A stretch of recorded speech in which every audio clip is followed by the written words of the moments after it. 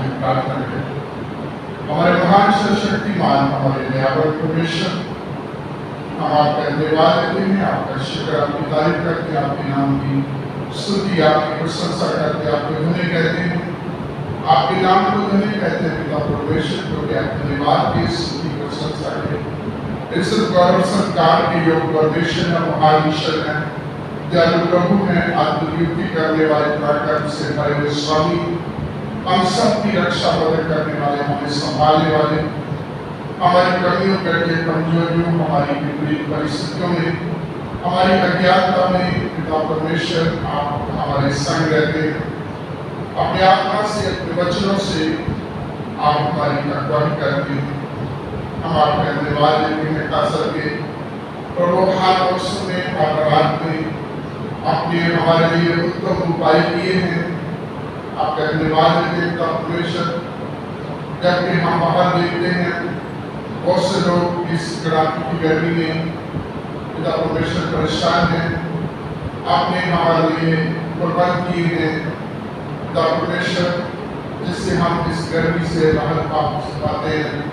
हम आपका धन्यवाद देते हैं, आपका शुक्र, आपकी तारीफ करते हैं, क्योंकि आप महान ईश्वर हैं, युवा हैं, जो सब कुछ मुहैया करते हैं और अपने लोगों को किसी प्रकार की कमी की कमजोरी नहीं आने देते। आपके इस महान प्रेम के लिए हम आपका धन्यवाद देते हैं, क्योंकि आपने अपने प्रेम की बढ़ाई इस रीति से प्रकट की कि जब हम पापी ही थे, प्रभु यीशु मसीह हमारे लिए है। आपका धन्यवाद प्रभु यीशु। आज जब तेरे वचनों के ऊपर हम मनन करते हैं, आप कमी को, कमजोरी को, अज्ञानता को आप दूर करके अपने मुख का प्रकाश चमकाएं, अपने वचन दें, ताकि हम सब उससे सीखें, लाभान्वित हों और वचनों के अनुसार चल सकें। इस प्रार्थना को सुने हमारे प्रभु और उद्धारकर्ता मसीह यीशु के नाम में, आमीन। परमेश्वर का धन्यवाद देते हैं प्रभु के वचनों के लिए, जो हमारे बिल्कुल प्रोटोकॉल के लिए कुछ ज्यादा। अभी मत्ती रचित समाचार को पढ़ा गया और ये 5वें अध्याय का आखिरी हिस्सा था, जिसमें लिखा है कि बुराई में बदले किससे बुराई ना करो। और जगहों पर हम पढ़ते हैं कि बुराई से ना भागो। पत्रियों में हम पढ़ते हैं कि अपने सताने वालों को और जो तुम्हें हानि पहुंचाते हैं, उनसे नफरत करते हैं, उन्हें श्राप ना दो, बल्कि उन्हें आशीष दो, उनके लिए प्रार्थना करो। और आप इस थियोलॉजी को जानते हैं, इस विश्वास को जानते हैं, इस सत्य को जानते हैं, जो प्रभु यीशु मसीह ने आराम से की, और जब तक उनकी इस दुनिया में सेवा की जीवन था, तब तक इन सेवकों के इन वचनों में प्रभु बने रहे, जो सिखाया वो करके दिखाया। और आज हम जो है एक बहुत अच्छी उदाहरण देखते हैं, जो प्रभु ने कहा कि बुराई जो तुम्हारे विरोध में करते हैं, बुराई के बदले बुराई ना करो। और यहाँ व्यवस्था की बातों को लिखा गया था, बुराई के बदले बुराई, दाग के बदले दाग, और तरह तरह से बदले की भावना की बात की गई है। और दुनिया में भी जब हम रहते हैं तो फलसफा प्रैक्टिस हमारी यही है, इनफॉर्टेड, अदले का बदला। और आप कहीं ना कहीं किसी न किसी तरीके से अपनी पिछले समय की जितनी भी बातों को मौका मिलते ही जाहिर कर लेते हैं, अपना हिसाब किताब बराबर कर लेते हैं, अपना बदला ले लेते हैं, बातों से हो या किसी और तरीके से हो। लेकिन प्रभु का वचन हमसे कहता है हमें बुराई के बदले बुराई नहीं करना, बल्कि प्रभु का वचन कहता है बुराई को भलाई से जीत लो। और उत्पत्ति की किताब जो हमारे बीच में पढ़ी गई है, उसका आखिरी हिस्सा बहुत ही सुंदर तरीके से उत्पत्ति की किताब का जो है क्लोज होता है, समाप्त होता है। आरंभ में देखते हैं तो प्रभु ने एक बहुत सुंदर सृष्टि की रचना की, आदमी को, मानव जाति को बनाया, और उसके लिए सारे उत्तम प्रबंध किए, परिवार की स्थापना की, सब कुछ बहुत अच्छा चल रहा था। लेकिन शैतान बीच में आकर के उस सुंदर सृष्टि को में मिलावट डालता है, पाप आ जाता है, श्राप आ जाता है, और फिर आगे उस संगति टूट जाती है, वो रिलेशनशिप जो परमेश्वर के साथ एक मधुर रिलेशनशिप, वो सारा टूट जाता है। और फिर परमेश्वर के बारे में हम पढ़ते हैं कि पहली बात प्रभु का वचन कहता है कि परमेश्वर मनुष्य को बुला करके पछताया। प्रभु खुद कहता है कि एक तरीके से प्रभु खुद अपनी गलती को परमेश्वर, अपनी गलती को युवा परमेश्वर मानता है कि मनुष्य को बुला करके वो पछताता है, और जल प्रलय होती है, और उस बीच में एक परिवार बचता है नूह का, जिसके साथ प्रभु जो है वाचा बांधता है। नूह के 3 बेटों के द्वारा आगे सृष्टि चलती है और आदम अब्राहम तक पहुंचती है। अब्राहम का बेटा इसहाक, उसके बेटे 2 याकूब और ईसाऊ, और याकूब का बेटा यूसुफ, जो इस समय प्रधानमंत्री बन चुका है, और जिसके विरोध में उसके भाइयों ने क्या कुछ नहीं किया उसको नाश करने के लिए, उसको खत्म करने के लिए। लेकिन जैसे हम रोमियो की पत्री उसके 28 अध्याय के उसके 8 अध्याय के 28वें वचन में पढ़ते हैं कि जो लोग परमेश्वर से प्रेम करते हैं, परमेश्वर उनके लिए तमाम बातें मिलकर के सब बोलेंगे भलाई उत्पन्न करता है। हालेलुया। जो परमेश्वर से प्रेम करते हैं, जो परमेश्वर की मर्जी के अनुसार, उसकी योजना के मुताबिक बुलाए गए हैं, जो उसके प्रति समर्पित हैं, जिनको दुनिया से, दुनिया की तमाम चालाकियों से, दुनिया की पॉलिटिक्स से कोई लेना देना नहीं है, सिर्फ प्रभु और प्रभु की महिमा और प्रभु के प्रति समर्पण, जिनकी जिंदगी में ये है, जिन्होंने प्रभु का दर्शन पाया और उस दर्शन में बने हुए जो चलते हैं, दुख उठाना पड़े, गिरना पड़े, गिराया जाना पड़े, कितना भी हानि नुकसान उठाना पड़े, यदि प्रभु के प्रति समर्पित है तो प्रभु का वचन कहता है तमाम बातें मिलकर कुछ भी हो जाए, प्रभु उनके लिए भलाई उत्पन्न करता है।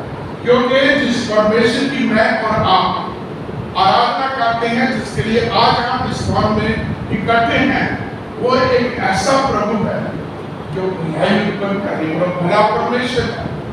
हमें गीत गाते हैं, Lord is good all the time, है ना, अलग अलग भाषाओं में हम गाते हैं, वो साउथ की हो, नॉर्थ की हो, कोई भी भाषा हो, हम लॉर्ड इज, प्रभु भला है, प्रभु चंगा है, वो नल्ला है, जो भी हम बोलते हैं, वो प्रभु एक ऐसा प्रभु है कि जिसका स्वभाव, जिसके स्वभाव में भलाई है, और वो तमाम बातों के द्वारा भलाई उत्पन्न करता है। उत्पत्ति की किताब में हम इन तमाम हीरोज को देखते हैं। अब्राहम से प्रभु की प्रतिज्ञा है बाद में निभानी, अपने घर को, अपने बाप के घर को, अपने देश को, अपनी जन्मभूमि को छोड़ करके उस जगह को चला जा तो तुझे मैं दिखाऊंगा। और वो प्रभु के प्रति समर्पित है, आज्ञाकारी है, और उसने प्रभु की स्मृति को माना, और वो अपना सब कुछ छोड़ करके अपनी पत्नी, अपना भतीजा और अपने पिता को लेकर के वहां से निकल पड़ते हैं। प्रभु ने उसको एक लंबे समय के बाद 25 सालों के बाद संतान दी इस आगे तौर पर, और उसको प्रभु ने जो है आगे 2 संतानें दी। और उसके बारे में यहाँ आप पढ़ते हैं, ये तीनों के बारे में चलते चलते चलते चलते यूसुफ के जो है यूसुफ के जीवन के साथ ही इस किताब का, इस उत्पत्ति की किताब का अंत होता है। और जब हम आखिरी अध्याय में आते हैं 50वां, और इसके आखिरी हिस्से को जब हम पढ़ते हैं तो यहाँ हम पाते हैं याकूब की मृत्यु हो गई है, उसके बच्चों ने उसे मिट्टी दी है, उसका अंतिम संस्कार किया है, उसके लिए जितना उनका रखा गया था उन्होंने शोक को मनाया, और अब वो भयभीत हैं, अब वो परेशान हैं, अब वो डरे हुए हैं, शोकित हैं, क्योंकि अब तक एक दीवार थी उनके सामने जो सुरक्षा कवच था, उनकी सुरक्षा के लिए एक दीवार थी, वो थी याकूब। और वो अब ये सोचते हैं कि हमारा पिता याकूब मार गया। कभी ऐसा हो कि यूसुफ जो है उस समय की, जो अभी वो जब 17 साल का था उन तमाम बुराइयों की जो है आज, उन तमाम बुरे कामों की, उन तमाम जो है क्रूरता की, निर्दयता की, तमाम जो उनके साथ इनजस्टिस हमने किया है, उसका बदला हमसे। वचन में लिखा है वो सारे के सारे उसके सामने जाते हैं, झुकते हैं, दंडवत करते हैं और उसके सामने एक भूमिका कराने होते हैं कि हमारे पिता ने कहा था जब वो जिंदा थे कि तू हमारे बच्चों की, आने वाले पीढ़ी की तू जो है रक्षा करेगा। तो तमाम बातें सुनने के बाद वचन में लिखा है यूसुफ रो पड़ा। यूसुफ रो पड़ा और उनसे कहा क्या तुम मुझे परमेश्वर की जगह पर समझते, क्या मैं परमेश्वर की जगह पर आ गया?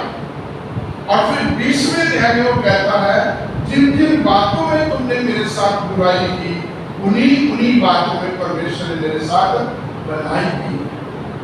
तुमने मेरे साथ बुरा किया है, तुमने मेरे साथ बुराई की है, तुमने मुझे नाश करने के लिए, खत्म करने के लिए, दुख देने के लिए तुमने मेरे साथ किया है। लेकिन वो परमेश्वर जिसके ऊपर मेरा भरोसा था, जिसने मुझे दर्शन दिया था, उसने उन्हीं बातों को लेकर के मेरे साथ भलाई की है, जिसको आज तुम जानते हो कि पहले से परमेश्वर की जो प्री प्लानिंग थी, पहले से उसकी जो पूर्व निर्धारित योजना थी, उसके मुताबिक आज देखो कितने लोगों का प्राण बचा और पूरा का पूरा ये जो राणा याकूब का वो जो है इसराइल में खत्म हो गया होता, भूख से मर गया होता उस महाबड़े आकार में। लेकिन आज तुम देखते हो प्रभु ने पहले से एक भला काम करके मुझे यहाँ नियुक्त किया और आज तुम सबकी जाने बची। और फिर हम देखते हैं कि वो आपस में रो करके एक दूसरे से गले मिलते हैं, एक उनका एक बहुत ही दिल से रिकंसिलिएशन होता है, दिल से मिलाप होता है। और ये कहानी शुरू होती है 37वें अध्याय में। 37वें अध्याय में आप आएंगे तो यूसुफ की कहानी शुरू होती है। यूसुफ अपने बाप का लाडला था।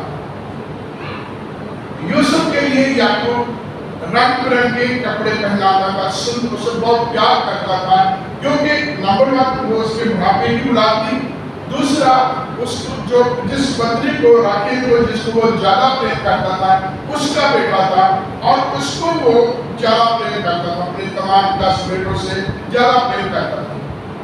और एक तरीके से इसको अपना उसने एक जासूस करके बना लिया था कि जब याकूब के 10 बच्चे बेटे जब बाहर जाते हैं, काम करते हैं, भेड़ बकरी को चलाते हैं, उनकी खबर, उनकी इंफॉर्मेशन जो है यूसुफ अपने पापा अपने याकूब को वो दिया करता था। और पहली चीज जो थी कि इसके कपड़े, इसके साथ जो याकूब का बिहेवियर था, इसके साथ उसका जो व्यवहार था, वो इसके 10 भाइयों को, जो इसके सौतेले भाई थे, इसकी माँ के बच्चे नहीं थे, दूसरी माँ के लिया के बच्चे थे, या चिल्पा के, या जो है बिला के बच्चे थे, वो 10 से उससे ज्यादा इसको अधिक प्रयास किया जा रहा। और ये इसके लिए एक जो है मुश्किल का, एक परेशानी का, इसके लिए दुख का, कष्ट का कारण बन गया। और ये जाता था, अपने भाइयों की खबर सुनाता था, उनकी गलतियों को, उनके तमाम उन बुरे कामों को जो मैदान में करते थे, वो याकूब को बताया करता था। और फिर एक दिन क्या हुआ कि ये दातान नाम जगह पर चले जाते, जो जहाँ याकूब का घराना परिवार रहता, वहां से 63 किलोमीटर बाहर है। एक लंबी यात्रा पर पशु चराते ये दातान नाम पर चले जाते हैं। और यूसुफ उनका देखभाल करने के लिए, उनका कुछ इस जो है समाचार पाने के लिए उनको जाता था कि अपने बाप को आके बताए कि उसके भाई या उसके जो 10 भाई जो है वो बिल्कुल सही सलामत है। लेकिन जब वो दूर से आ रहा था तो उसके भाई कहते कि वो आ रहा है जो स्वप्न देखने वाला, वो दर्शन देखने वाला वो आ रहा है। आज इसको पकड़ के इसके सारे के सारे दर्शनों का इसके साथ ही अंत कर देते हैं। आते हैं, पकड़ते हैं और इसको एक कुएं में जो सूखा कुआ है उसमें डाल देते हैं। यदि आपने पुराने समय के कुएं देखे होंगे तो खुले होते थे, जैसे जैसे ऊपर आता है पानी होता है तो वो उसका मुंह जो है थोड़ा छोटा हो जाता है और निकलने के कम चांस होते हैं। दो तरह के कुएं होते हैं, जो बैलों से किया जाता है, जिसे हम रहट करके कुआं, जिससे हम बाल्टियों से पानी निकालते हैं, अपने तरीके से पानी निकालते हैं, उस कुएं में इसको डालते हैं। और फिर ये क्या किया कि पहले तो उसे मारना चाहते थे, लेकिन रूबेन जो सबसे बड़ा बेटा है याकूब का, उसने कहा लड़के को मारते नहीं है, इसको जो है कुएं में डाल देते हैं, सूखे कुएं में डाल देते हैं। उसकी मंशा क्या थी कि जब वक्त मिलेगा इस लड़के को निकालेगा, यूसुफ को निकालेगा और सुरक्षित अपने बाप के याकूब के पास उसे पहुंचा देगा। और इस बीच में ये लक्ष्य करने के लिए चले जाते हैं और इस्माइलियों का वहां से काफिला निकलता है। इस्माइली भी इसी परिवार से है, इब्राहिम की जो है दासी के बेटा है, उस कबीले से, उसकी कबीले के लोग यहाँ से निकलते हैं। तो भाइयों में से कहता है कि लड़के को मारने से बजाय अच्छी बात है, बड़ी बात है कि हम इसको बेच दें ताकि हमें कुछ मिल जाए, और इसको इस्माइलियों को बेच दिया जाता है। और अब जो है वहां से जाता है 39वें अध्याय में जब आते हैं तो आप पढ़ते हैं कि इसको एक ऐसे व्यक्ति के घर में बेच दिया जाता है। पहले इसको इस्माइल को बेचा गया, उसके बाद इसको पोटीफर को बेचा गया, जो फिरौन की सुरक्षा का सबसे बड़ा इंचार्ज था, उसके घर में इसको भेज दिया गया। और वहां प्रभु का वचन कहता है कि प्रभु इसके साथ था, और इसकी वजह से परमेश्वर ने पोटीफर के परिवार में बहुत आशीष दी। और ये कहेगा कि पोटीफर ने इसको पहचान लिया और इसको जो है इसके द्वारा पोटीफर के घर में बहुत आशीष दी, और उस पोटीफर ने इसको अपने पूरे घर का जिम्मेवारी दी कि ये उसके घर को, पूरे के पूरे घर के सिस्टम को ये मैनेज करेगा। लेकिन यहाँ इसके साथ इसके ऊपर चरित्र हनन का दोष लगाया जाता है। पोटीफर ने देखा इसमें मैनेजमेंट स्किल्स हैं, पोटीफर ने देखा ये लड़का समझदार है, बुद्धिमान है, पोटीफर ने देखा कि परमेश्वर इसके हाथों के कामों को आशीष देता है। लेकिन उसकी वाइफ ने जो देखा वो किसी और नजरिए से देखा, वो उसको लस्टफुली देख रही है, अभिलाषा के साथ देख रही है और प्रयास करती है कि उसके साथ वो जो है इस तरीके से वो कर सके, गलत तरीके से उसके साथ सो सके। और वो उसको जवाब देता कि मेरे स्वामी पोतीफर ने मुझे अपने घर की तमाम चीजों का जो दिया हुआ, सिर्फ तुझे छोड़ करके मैं हर चीज के ऊपर निर्वाधिकार था, और मैं इतना बड़ा गलत काम, इतना बड़ा पाप मैं अपने परमेश्वर के विरोध में नहीं कर सकता। आप देखिए यहाँ यूसुफ ने ये नहीं कहा कि मैं पोतीफर के विरोध में काम नहीं कर सकता, उसने कहा ये काम मैं परमेश्वर के साथ नहीं कर सकता। पोतीफर के साथ तो था विश्वास का, लेकिन पाप परमेश्वर के विरोध में था। समय आया जब वो अकेला था, आप सबको पता है क्या हुआ, कि समय आया जब वो अकेला था घर में, तो पोतीफर की वाइफ ने प्रयास किया उसको अपने वश में करने का, लेकिन वो वहां से भागा, फ्ली फ्रॉम द एडल्टरी, वहां से भागा और उसका कपड़ा वहां रह जाता है, और उसी कपड़े को लेकर के पोतीफर की वाइफ जो है चिल्लाती है, एक जो कहानी बनाती है कि जिस इब्री को तू यहाँ लेके आ रहा है, आज उसने मेरे ऊपर हाथ डाला।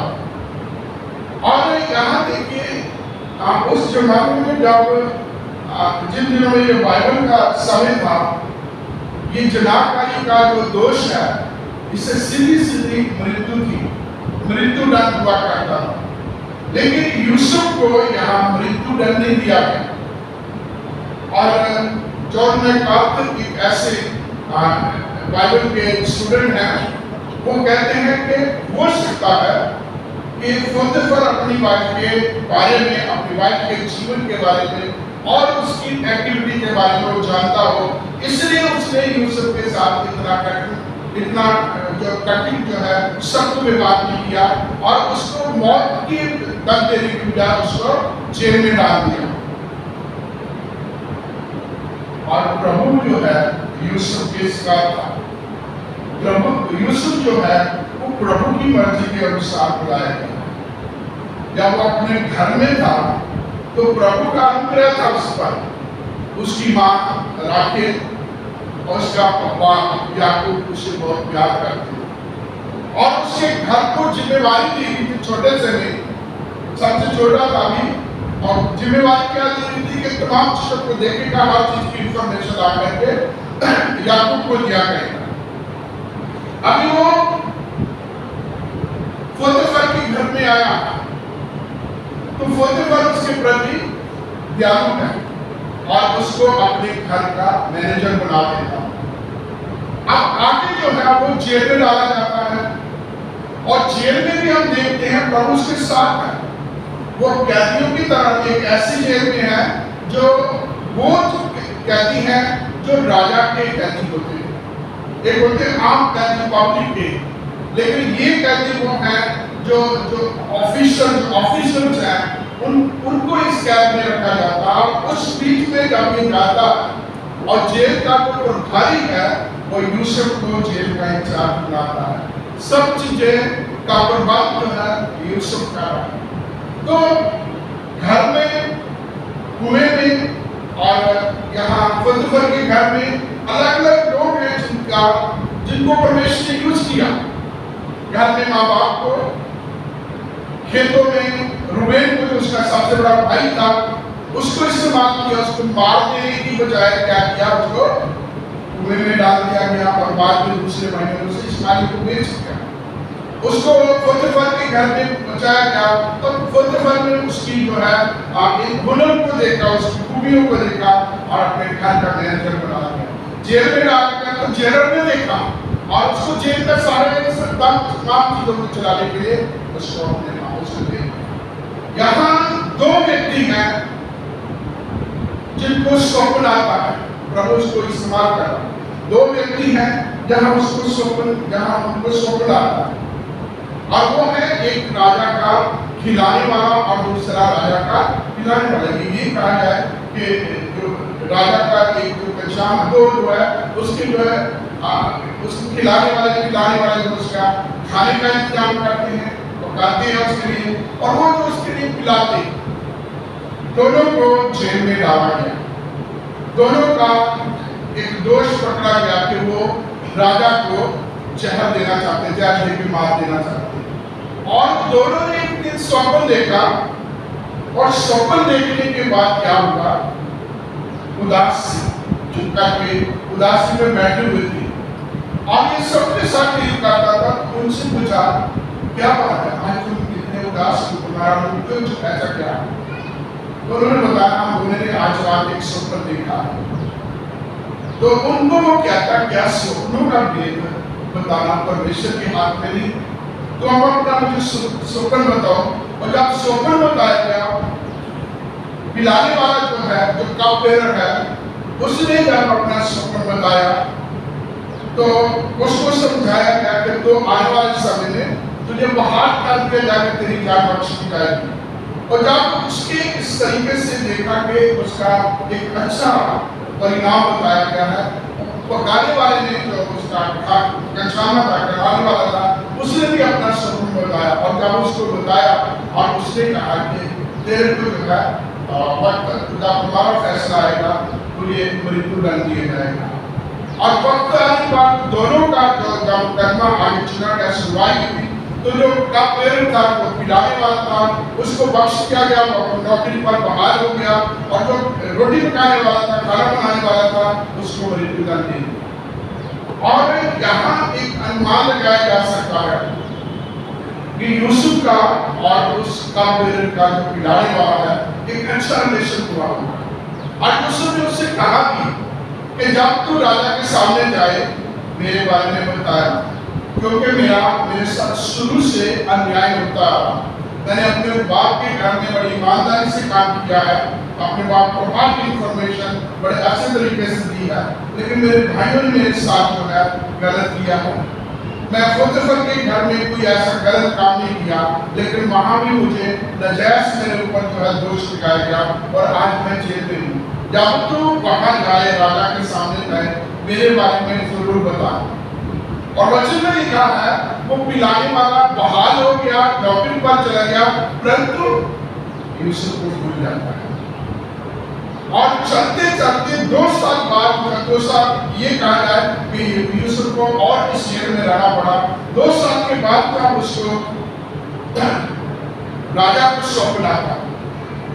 वो नील नदी के पास है, किनारे पर खड़ा है। वो कहानी आप सबने देखी है। उसे सौंपना आता है 7 अच्छी मोटी ताजी सुंदर गाय और 7 पतली दुबली करूब गाय। उसके बाद वो सो जाता है। फिर सौंपन आता है 7 अच्छी मोटी दाने वाली बालें और 7 सूखी गली चढ़ी जो है बालें। और जो कमजोर है गाय और जो गली चढ़ी गाय है जो बालें हैं वो उनको जो समृद्ध है उनको खा जाती है। स्वप्न देखा और सुबह राजा परेशान है और तमाम ज्योतिषियों को, बुद्धिजीवियों को, समझदार लोगों को और जितने भी वहाँ लोग थे इन चीजों को जो बुलाया जा सकता था बुलाया गया और कोई भी इस चीज को इस स्वप्न का दर्शन उसे बताया नहीं गया। तब ये पिलाने वाले को याद आया। तब उसने राजा के सामने कन्फेस किया कि मेरे से गलती हुई है। एक इब्री लड़का है जो जेल में है और जब तो हम पर गुस्सा था खिलाने वाले का मुझ पर और तब उसने हमें जो स्वप्न देखा उसने दर्शन बताया था और जैसा उस दर्शन का भेद उसने बताया वैसा ही वैसा हमारे साथ हो गया। आज मैं उसको कन्फेस करता हूँ। अगले शब्द क्या होता है? राजा एकदम से अचंभा चलती है। यूसुफ को बुलाओ, यूसुफ को ढूंढो, यूसुफ को बुलाओ। और जो बेचारा पता नहीं लंबीदारी होगा, कपड़े होंगे, उस जेल में पड़ा होगा, है ना? और जिस प्रकार से उसको एकदम से नहलाया जाता, तैयार किया जाता, अच्छी शेप की जाती है, अच्छे कपड़े पहना के राजा के सामने लाया।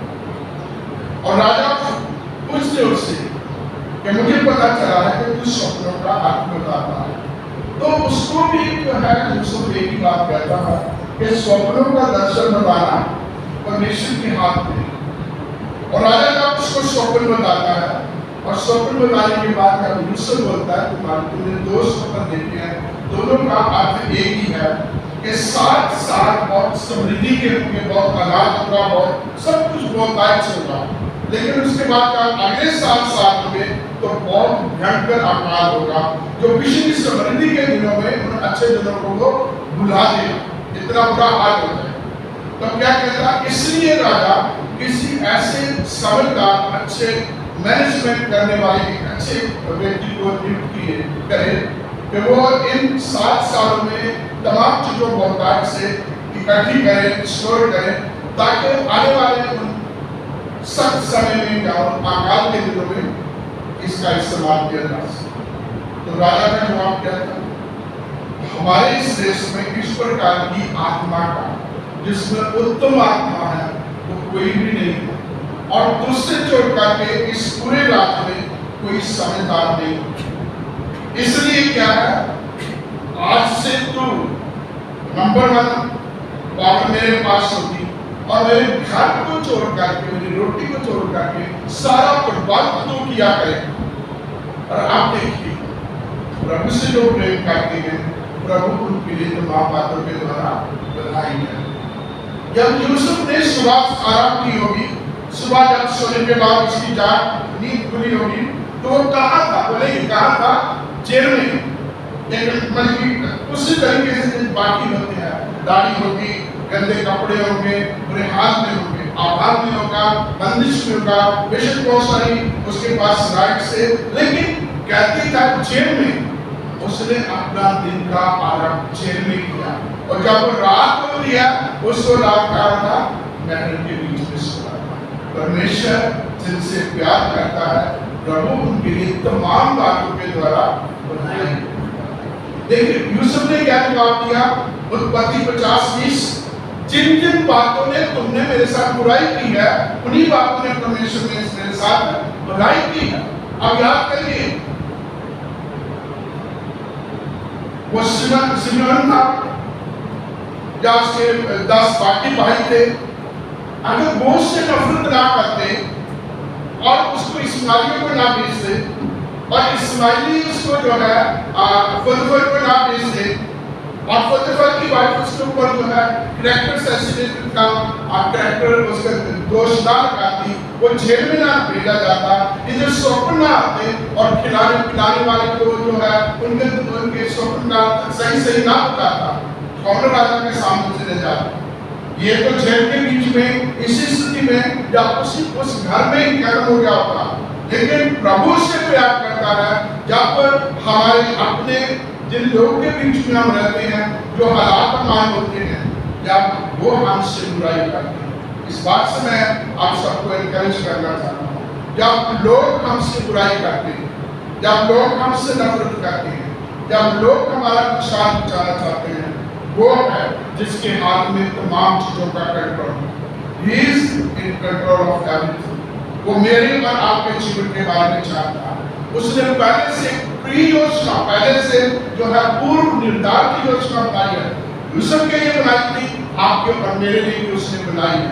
कोई भी जो है मुझे और आपको हानि और नुकसान नहीं पहुंचा सकता, प्रोवाइडेड कि हमें प्रभु के प्रति, प्रभु के साथ विश्वास रहना है। दुनिया क्या कहेगी, दुनिया वाले क्या कहेंगे, घर वाले, बाहर वाले, कौन क्या कहेगा, कोई मतलब नहीं है। मतलब है मेरा और आपका उस परमेश्वर के प्रति समर्पण है, मेरा और आपका उस परमेश्वर के वचनों के अनुसार अपना जीवन है। बहुत सारी बातें हैं, बाहरी चीजें देखते हैं, बाहरी चीजों को लेकर के हम बहुत जल्दी फैसला लेते हैं, लेकिन वो परमेश्वर वो बाहरी बातों को नहीं देखता, वो अंदर की बातों को, अंदर की बातों को, छिपी हुई बातों को। बच्चे मेरी कई बनानी कहती है, आत्मा को बार बार गुंदे एक काट को जानता, अंदर छुपी हुई गुप्त बात तक प्रभु का आत्मा जो है पहुंचता है, वो जानता है। हम मुंह की बाहर की बातें करते हैं, बाहरी बातों को देख करके हम फैसले लेते हैं, लेकिन प्रभु अंदर की बातों को जानते हैं। जब दाऊद को चुना गया और चुनने से पहले उसको बोला गया, This man after my own heart, वो मेरे दिल का आदमी है, मेरे मन का आदमी है, जो मेरे मन की मर्जी को पूरा करेगा। वो प्रभु जैसे यूसुफ के साथ, वो मेरे साथ, आपके साथ, हम सबके साथ। एक गीत गाते हैं, जैसे मैं मूसा के साथ था वैसे मैं तुम्हारे साथ भी हूं। अब यूसुफ के बारे में और बहुत सारी चीजें ज्ञान मिलती हैं। इस परिवार के भी बारे में आप बहुत सारे आप देखेंगे तरह तरह से, तो हिस्ट्री रिपीट करती है कई जगहों पर अपने आप ही। जब याकूब जो है अभी जवान था, उसने जो है अपने बाप के साथ धोखा किया। एक मेमने का लहू, एक मेमने को उसने बंद करके अपने बाप के लिए खाना बना करके अपने भाई का धोखा दिया। और आज वही चीज जो है यूसुफ के द्वारा, यूसुफ के माध्यम से याकूब को चीट करने के लिए इस्तेमाल हो रही है। वही चीज जो है यूसुफ के लिए फिर याकूब के लिए हो रही है। उसने अपने बाप को चीट किया था, आज उसके बेटों ने, 10 बेटों ने चीट किया। क्या कहा कि एक किसी जानवर ने यूसुफ को मार डाला है और उसके कपड़े उतारे, एक मेमने का लहू उस पर लगा करके आगे जाकर के याकूब को दिखाया। तो बहुत सारी चीजें इस चैप्टर में, इस किताब में, जब हम याकूब से लेकर यूसुफ तक देखते हैं, बहुत सारी चीजें जो है अपने आप रिपीट होती जाती है। फैमिली की बातें बहुत सारी चीजें होती हैं। और यहाँ हम देखते हैं एंड ऑफ द किताब के बीच में एक रीयूनियन होती है, एक जो रिश्ते खराब हो चुके हैं, नफरत में बदल चुके हैं, एक दूसरे को सत्यानाश करने में जो रिश्ते बने हुए हैं, आज उनके बीच में मसीह को लेकर, परमेश्वर को लेकर, उसके वचन को लेकर के रीयूनियन, एक बार फिर से उनका पुनर्मिलन होता और वो मिलते हैं। और वचन में लिखा, वो रो के एक दूसरे को गले लग के अपनी अपनी गलती को स्वीकार करते हुए वो मिलते हैं। तो परमेश्वर का धन्यवाद देते हैं, वो एक ऐसा प्रभु है जो उससे प्रेम करते हैं, उनके लिए तमाम बातें मिलकर के महान शक्तिमान धन्यवाद। स्तुति पर सत्ता करते हुए हम आपके कामों के लिए, आपकी करुणा के लिए, आपकी बड़ी दया के लिए आपका धन्यवाद देते हैं, आपका शुक्र, आपकी तारीफ करते हैं, क्योंकि आप अंतरामी परमेश्वर हैं। आप मनुष्य नहीं हैं, बल्कि आप वो प्रभु हैं जो अंदर की बातों को, बाहरी बातों को, अंदर की बातों को जानता है, और जो आपके प्रति समर्पित हैं, जो आपके हुक्मों बिल्कुल नियमों में बने रहते हैं, जिनके मन शुद्ध हैं आपके प्रति, उनके लिए तमाम बातें मिलकर भलाई उत्पन्न करते हैं। आप यूसुफ के साथ थे, आपने बहुत सारे दास दासियों के साथ थे। पिता परमेश्वर, आप कभी नहीं बदलते, आप वही प्रभु हैं। आज आप हमारे साथ हैं। हम सबको, हमें से प्रत्येक को आप अपने आत्मा से चलाएं, अपने वचनों से हमारा मार्गदर्शन करें, ताकि हम आपके प्रति समर्पित रहें और आपकी तमाम आशीष बरकत हमारी जिंदगी में बनी रहे, और अपनी जिंदगियों से हम नासुक रूप से आपकी गवाही देने के लिए इस प्रार्थना को सुने हमारे प्रभु और उद्धारकर्ता मसीह यीशु के पवित्र नाम में। आमीन।